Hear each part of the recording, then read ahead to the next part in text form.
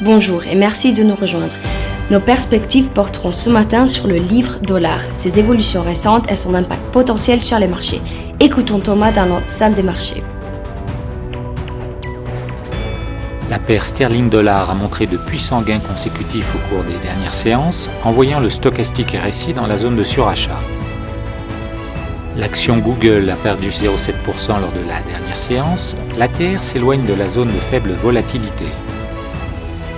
Le prix de l'or a perdu 0,1% lors de la dernière séance, l'ICC s'installe dans la zone positive. La paire dollar-yen a montré de légères pertes au cours des 3 dernières séances, en baisse de 0,2% au cours de l'ultime séance. La DX entre dans la zone négative. Merci Thomas pour vos idées intéressantes de trading. Passons à l'actualité mondiale. Avec un accord du Brexit en ligne de mire et la pacification de la guerre commerciale entre les États-Unis et la Chine, les probabilités de réduction des taux des banques centrales des monnaies du G10 ont diminué.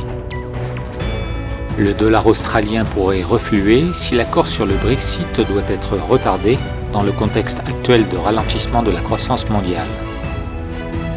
BMW a annoncé qu'elle souhaitait trouver d'autres partenaires pour l'entreprise de services de mobilité qu'elle dirige avec le constructeur automobile concurrent Daimler. Merci Thomas. Tout de suite, les événements économiques majeurs d'aujourd'hui. Les ventes de maisons existantes aux États-Unis seront publiées à 14h GMT, l'emprunt net du secteur public britannique à 8h30 GMT, les ventes au détail canadiennes à 12h30 GMT, l'indice Redbook des États-Unis à 12h55 GMT, l'indice manufacturier américain de Richmond à 14h GMT et les importations de la Nouvelle-Zélande à 21h45 GMT. Nous espérons que vous avez apprécié nos perspectives du marché d'aujourd'hui. De la part de toute l'équipe, nous vous souhaitons une journée de trading productive.